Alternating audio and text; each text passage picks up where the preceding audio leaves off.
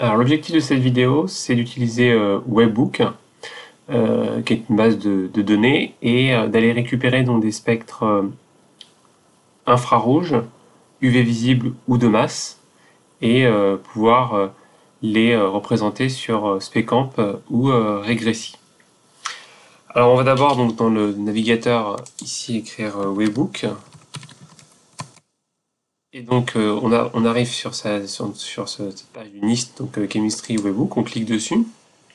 Et ici, donc dans recherche, on peut faire recherche par exemple par nom, par formule ou par casse. Donc on va faire par nom. Et ici, on peut mettre le nom, donc on va écrire Toluen. On clique sur Entrée, et donc on a plusieurs informations sur le Toluen, et notamment, on a ici les spectres infrarouges, spectres de masse, spectres UV visibles. On a aussi la chromatographie en phase gaz. Donc nous, on va se contenter infrarouge, masse et UV visible. Et donc, si on commence par l'infrarouge, donc si vous cliquez sur infrarouge, vous avez plusieurs spectres infrarouges qui sont disponibles, suivant que c'est en phase gaz, liquide ou en solution. Donc on va prendre par exemple en phase gaz. Il est représenté ici, et on peut ici, dans Download Spectrum in JCamp format, on va cliquer dessus, et on va pouvoir enregistrer ce spectre en format JCamp. Donc on fait ça. On place ce spectre infrarouge ici sur le bureau, on le renomme, donc Toluen IR gaz. On peut faire la même chose par exemple avec la phase liquide. Donc pareil, on va télécharger, enregistrer et on va le renommer.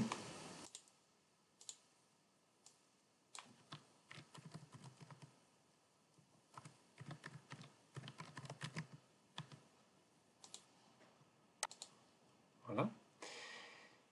On peut en faire de même avec le spectre de masse.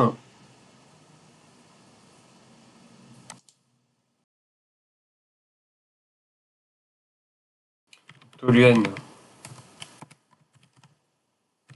masse. Pareil avec le spectre UV visible. Alors, il faudra faire attention ici, l'abscisse est en log de epsilon.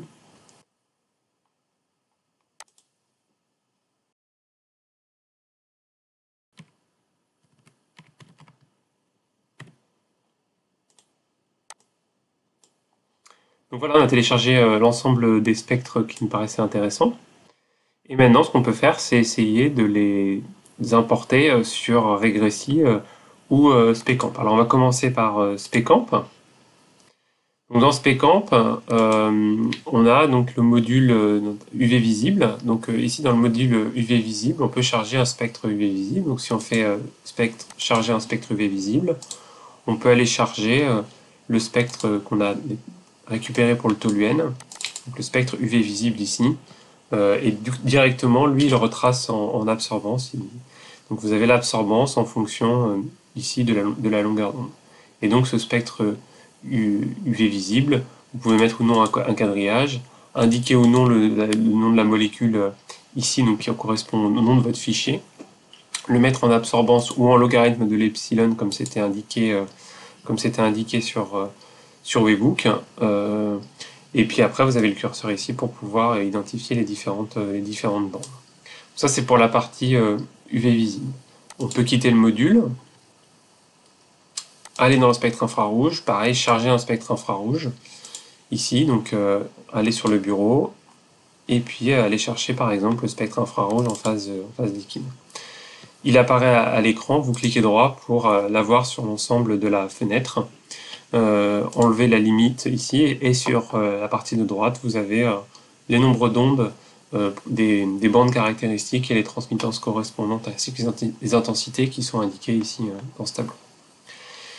Vous pouvez aussi comparer des spectres. Donc on avait par exemple pris gaz et liquide. Donc dans spectro infrarouge, comparaison de spectres, on peut aller charger les deux spectres, par exemple, qu'on avait pris sur Webbook en phase gaz et en phase liquide, et ainsi les comparer. Et en utilisant ici le pointeur ici, le curseur ici, on peut déplacer ici ce curseur pour identifier les bandes qui existeraient dans un cas et pas dans l'autre. On peut mettre les noms des molécules, et donc voilà, les noms des fichiers apparaissent ici. En spectro-infrarouge aussi, on a la possibilité de superposer des spectres infrarouges. Même principe, vous chargez un spectre qui va servir de base. Donc on peut prendre par exemple l'infrarouge phase gaz, et puis on choisit une autre couleur, donc ici on peut choisir par exemple le bleu, appliquer, charger un spectre à superposer, et on va prendre cette fois-ci le spectre à l'état liquide. Et donc vous pouvez superposer ainsi des spectres infrarouges. Pour ce qui est la partie du spectre de masse, le spectre de masse est en format JDX, donc JCamp. On peut utiliser LibreOffice, donc on ouvre LibreOffice, on fait fichier ouvrir, et dans fichier ouvrir, on va chercher le toluène spectre de masse, et ce spectre de masse, on peut ensuite indiquer séparateur virgule espace, faire OK, et donc là on a un tableau de valeurs qui apparaît, le rapport masse sur charge, et ici vous avez l'abondance. C'est assez mal pratique parce que les colonnes sont les unes à côté des autres, donc ce qu'il faut plutôt faire, c'est faire une seule et même colonne.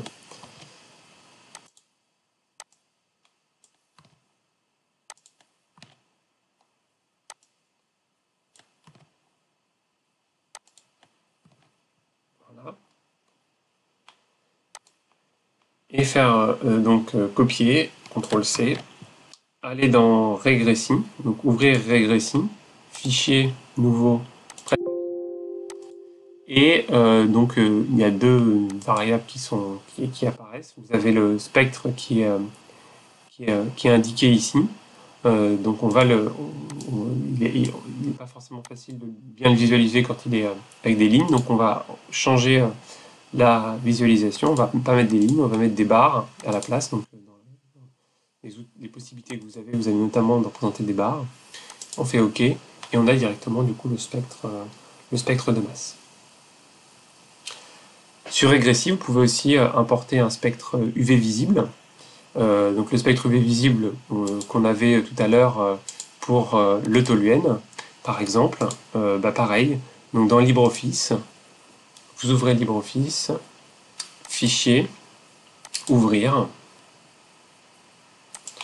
et cherchez le spectre UV visible. Vous indiquez de la même façon virgule et espace pour les séparateurs, faites OK. Et vous avez directement accès au spectre et au tableau de valeurs. Et donc vous pouvez copier ce tableau de valeurs, aller dans Régressi, faire Fichier, Nouveau, et là encore, vous avez le spectre qui se trace ici. Et vous pouvez bien sûr zoomer si vous voulez pour rester uniquement sur la partie. Donc là on est en log de epsilon en fonction de la longueur d'onde. Et donc bien sûr on peut passer en absorbance, comme c'était par exemple sur SPECamp, avec une concentration de 0,01 mol par litre. On va dans grandeur. Dans le tableau ici, donc la variable 2, ça correspond au log de epsilon. Donc dans l'expression, on va créer une nouvelle variable, donc var3, qui est égale, comme on le sait par la loi de Berlambert, A égale epsilon LC, donc A égale log de epsilon fois LC. Donc on va écrire ici, on va prendre une longueur de trajet optique de 1 cm, une concentration de 0,001 mol par litre comme pour SPECamp, fois donc 10 puissance